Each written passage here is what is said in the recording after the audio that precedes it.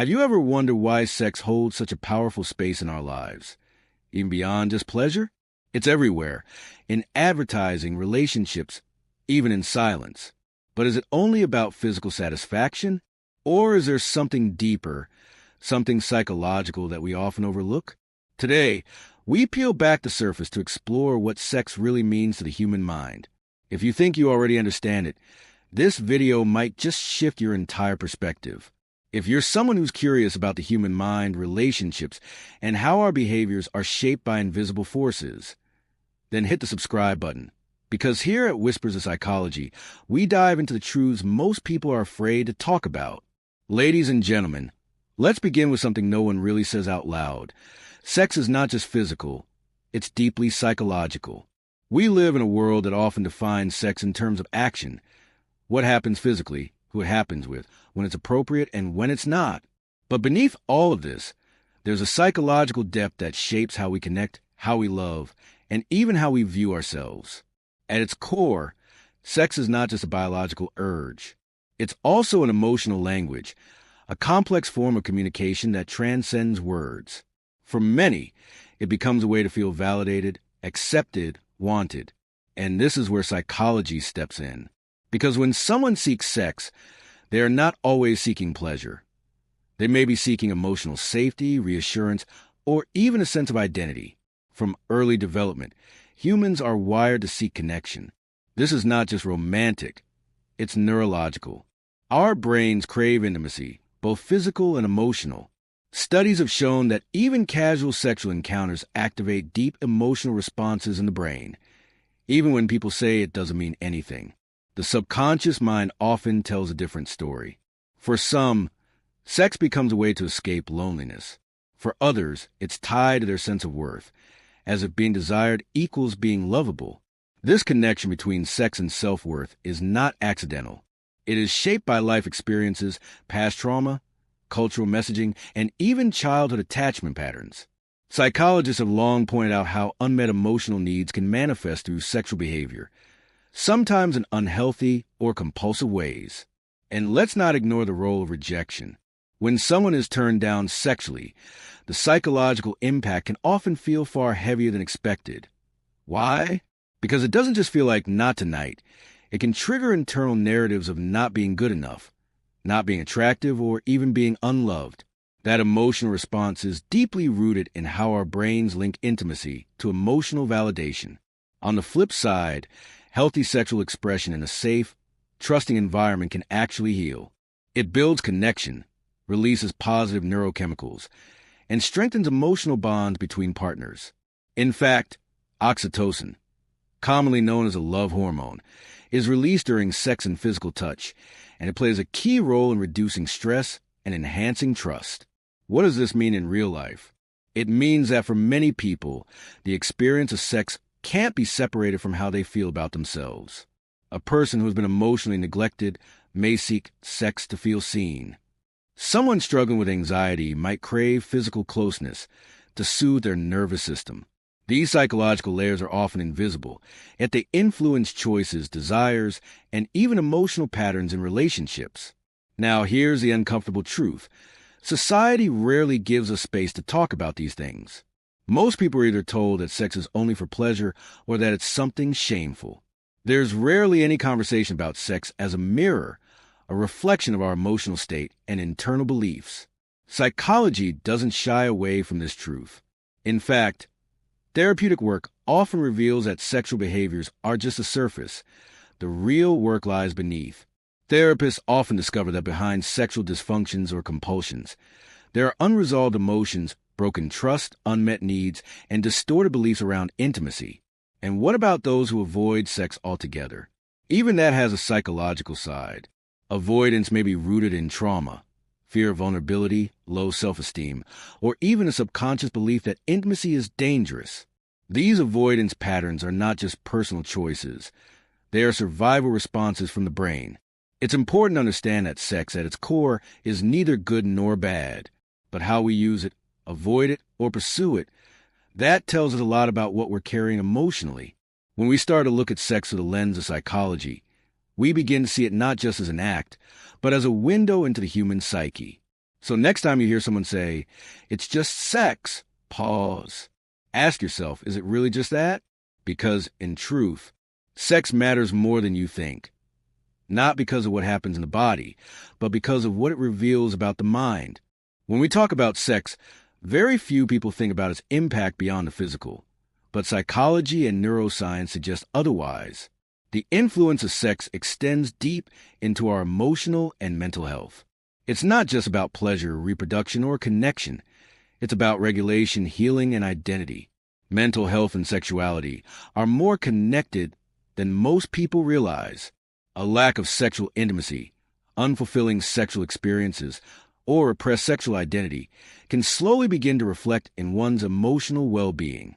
Many individuals who experience anxiety, depression, or chronic stress also report feeling emotionally disconnected, not just from others, but from themselves. And often, at the center of that disconnection lies intimacy, or more specifically, the absence of it. In psychological terms, sex is considered an emotional regulator. When people experience physical intimacy with emotional safety, their body produces neurochemicals that reduce stress and anxiety. Oxytocin, often called the bonding hormone, increases feelings of trust, safety, and closeness. Dopamine, released during sexual pleasure, is directly tied to reward and motivation systems in the brain. And serotonin, which plays a role in mood balance, is also influenced by sexual satisfaction. So, when a person experiences a fulfilling sexual connection, it's not just about touch. It's a biochemical experience that tells the nervous system, you're safe, you're seen, you belong. For someone who's struggling with loneliness, burnout, or emotional exhaustion, this signal can be incredibly grounding. But what happens when that connection is missing? Chronic sexual frustration or a complete absence of intimacy can lead to psychological consequences that are subtle at first.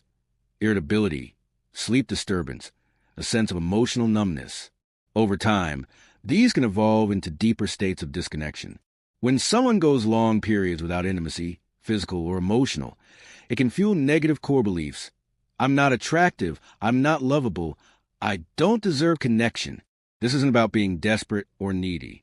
This is about how the brain interprets consistent emotional deprivation. Humans are wired for touch, closeness, and bonding. When these needs are ignored, suppressed, or unmet, the nervous system moves into survival mode, leading to emotional instability, heightened reactivity, and in some cases, mental health decline. For people in long-term relationships, a drop in sexual connection often correlates with a drop in emotional openness. That's not because sex is everything, but because sex is often a reflection of everything else. When couples stop communicating, stop sharing emotional space, or begin to carry unresolved resentment, their physical intimacy tends to suffer, and that sexual disconnect can then fuel emotional distance even more, creating a vicious cycle. On the other end of the spectrum, when sex is treated purely as a coping mechanism, used to escape, suppress, or distract from internal pain, it can become unhealthy. Some individuals use sexual behavior to temporarily silence emotional wounds. And while it might work in the short term, it rarely leads to long-term healing. In fact, it often leaves them feeling even more hollow afterward.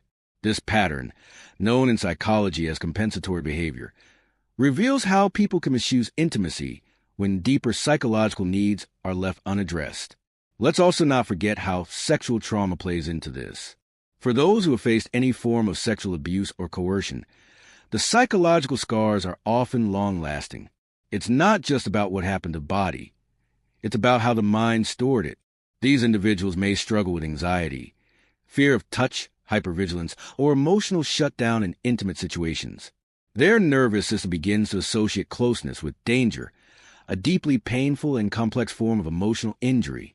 Therapy and trauma-informed approaches can help, but highlights just how deeply sex impacts mental health, especially when it's misused or experienced through harm. Mental health isn't just shaped by external events.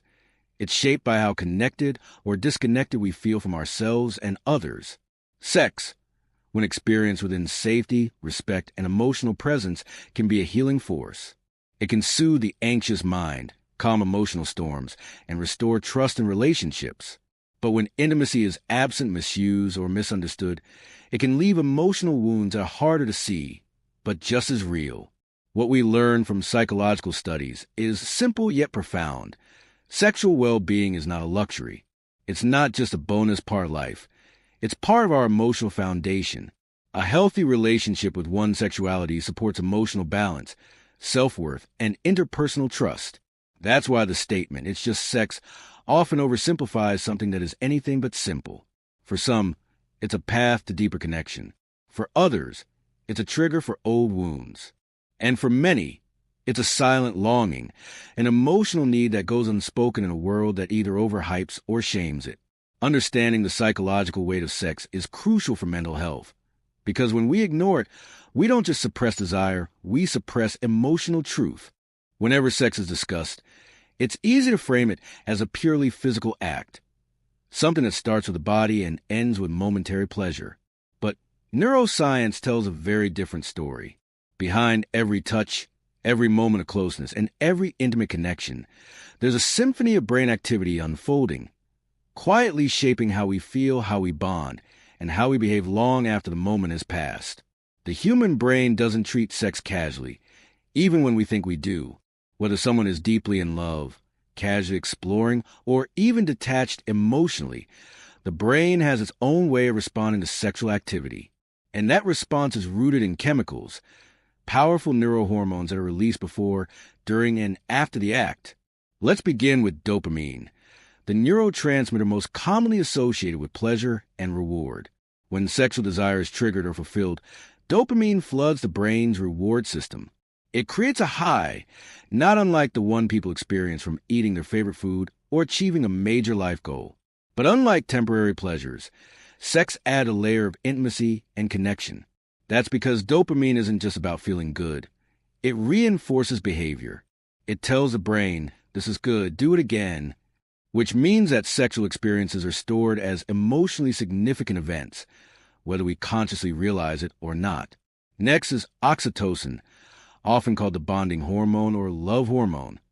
Oxytocin is released in large amounts during orgasm, but also through simple physical closeness, hugging, touching, even eye contact. It plays a powerful role in increasing trust, emotional bonding, and feelings of attachment. This is why even one-time sexual encounters can sometimes leave people feeling unexpectedly emotionally connected or conflicted. Oxytocin doesn't ask for your relationship status. It responds to intimacy, plain and simple. For people in committed relationships, regular healthy intimacy boosts this hormone, helping them feel emotionally safer, more trusting, and more emotionally open with each other. Then comes serotonin, the mood-stabilizing neurotransmitter. Its role in sexuality is complex, but essential. After a fulfilling sexual experience, serotonin helps create feelings of calm, emotional satisfaction, and connection. It acts like an internal signal telling the mind, "You are safe, you are loved, you are emotionally full." This calming effect can help regulate stress levels and bring a sense of emotional stability. Conversely, when serotonin levels are low, whether from depression, anxiety, or emotional burnout, libido and sexual satisfaction often decrease as well. That's not a coincidence. It's the mind and body showing us how deeply connected they are. And finally, we must mention endorphins, the body's natural painkillers. They're released during physical pleasure and orgasm, and they help reduce not just physical pain, but also emotional tension. This is why some people describe sex as stress-relieving or even therapeutic. The emotional pressure of the day fades for a moment. There's release. There's peace. But here's the hidden truth. These chemicals don't just stay active for a few minutes. Their emotional aftershocks last much longer. After a deeply intimate moment, the brain begins forming emotional associations. It attaches meaning to the experience, even if the individual tries to keep it casual.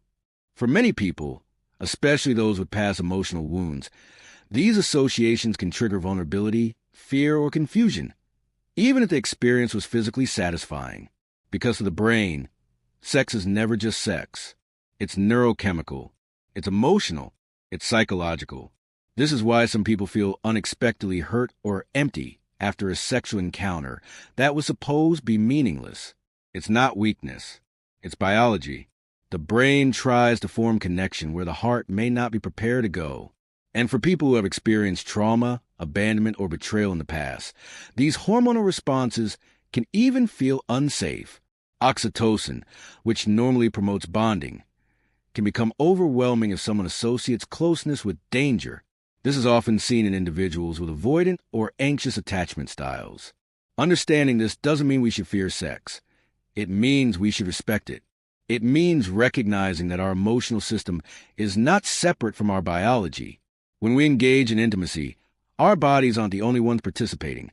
Our minds, memories, fears, and longings are all present too, whether consciously or not. In romantic relationships, this hormonal dance has long-term consequences. Couples who share consistent, emotionally safe intimacy often report stronger bonds, more emotional trust, and deeper communication. This isn't magic. It's biology. The repetition of oxytocin and dopamine cycles reinforces emotional safety, which makes people feel more secure, less defensive, and more open. It becomes a feedback loop. The more emotionally connected you feel, the more satisfying intimacy becomes. And the more satisfied it becomes, the more emotional bonding occurs. On the other hand, when sexual intimacy becomes disconnected, when it lacks emotional presence, or when it's used manipulatively, the brain can begin associating sex with stress, confusion, or rejection. The hormonal effects still happen, but they create emotional misfires. What should feel bonding now feels burdensome. What should feel calming now feels destabilizing. This is why therapists often look at sexual patterns when helping individuals or couples. It's not about focusing on sex as a problem, but about recognizing it as a mirror, one that reflects back the psychological and emotional health of the individual or the relationship. Because whether we acknowledge it or not, sex is a language that the body speaks, but the brain remembers. So the next time you think about intimacy, not just physical, but emotional, remember, your brain is always listening. Every moment of closeness leaves an imprint, and those imprints often tell the story of what we really crave: connection, safety, and being truly known. Not every thought we have about sex comes from within us. In fact, many of the ideas, fears, taboos, and even guilt we feel around sexuality are planted, sometimes without us even realizing it. This is the influence of cultural conditioning. From a very young age, we are taught how to think and feel about sex, not through direct education, but through silence, shame, and suggestion. In many cultures, sex is rarely discussed openly. It's something whispered about, hidden behind closed doors, or loaded with rules, restrictions, and unspoken expectations. And when something as natural as human sexuality becomes wrapped in silence and secrecy, the result is internal conflict.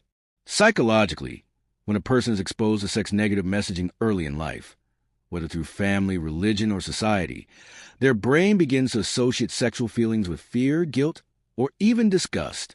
And because those associations form during critical developmental years, they become deeply embedded in the subconscious.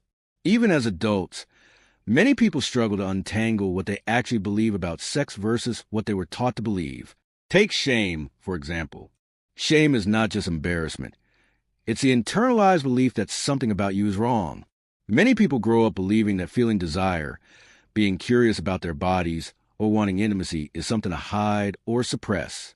So they learn to disconnect from that part of themselves. But the truth is, suppressing sexuality doesn't make it disappear. It makes it leak out in distorted ways. Repression often leads to confusion, secret behaviors, or even self-sabotage. And at the core of it is not the act itself. It's the shame surrounding it. This shame becomes especially complex when paired with gender expectations. In many cultures, men are taught that expressing desire is expected, even celebrated. But showing emotional vulnerability, that's discouraged. On the other hand, women are often taught that expressing sexuality is dangerous, dirty, or inappropriate, even within marriage. These conflicting messages create psychological tension. Men feel pressure to perform without emotion, while women feel pressure to suppress emotion linked to pleasure.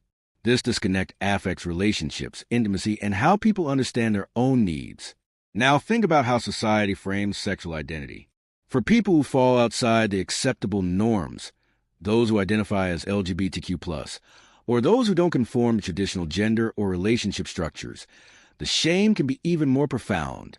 Not only are they battling internal confusion, but also external judgment, rejection, or even punishment.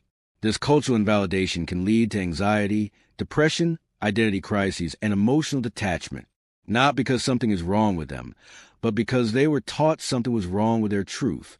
What makes cultural conditioning so powerful and so dangerous is that it doesn't always come from words. Often it comes from tone, from how parents respond when a child asks a question, from the absence of information in schools, from the way media portrays sexuality, either as something exaggerated and objectified or as something immoral and forbidden. These subtle cues shape how people feel about desire, consent, boundaries, and expression. Even in adulthood, these imprints linger. People carry shame into their marriages, into their silence, and even into therapy. They may struggle with feelings they can't explain, low self-worth, fear of intimacy, performance anxiety, emotional coldness, all rooted in early cultural programming that made them feel unsafe or unworthy around their own sexuality. And let's not forget how religion plays into this. While many spiritual paths offer beautiful guidance on love, ethics, and purity, some interpretations have been used to control or suppress natural human behavior. When sex is presented only in the context of sin, it becomes almost impossible to see it as something sacred, healing, or emotionally enriching. This disconnect causes people to split emotionally, believing in one thing but feeling another. This internal fragmentation is exhausting, and over time, it breaks down emotional harmony. But there's another side to this story. The human mind is also capable of unlearning. With awareness, education, and psychological insight, people can begin to reframe their understanding of sex. They can replace shame with curiosity, guilt with compassion, and repression with healthy self-expression. Therapy plays a big role here, as does open conversation, the kind we rarely have in everyday life. When people begin to examine the origins of their beliefs, why do I feel this way about my body? Or where did I learn that this feeling is wrong? They start to reclaim their inner narrative. They begin to see that not all thoughts are their own, and not all rules are rooted in truth. This self-reflection is not just empowering, it's healing. Breaking free from cultural conditioning doesn't mean rejecting culture entirely. It means choosing which beliefs serve your mental health, emotional balance, and self-respect, and letting go of those that keep you stuck in fear, shame, or silence. Because in the end, sex is not just about physical connection. It's about emotional honesty. And when cultural shame clouds at honesty, people lose access to one of the most powerful, healing parts of the human experience. Not just sex itself, but the freedom to feel, connect, and be fully alive. So, when we ask why sex matters more than we think, this is part of the answer. Because our beliefs about sex aren't just beliefs. They shape how we see ourselves.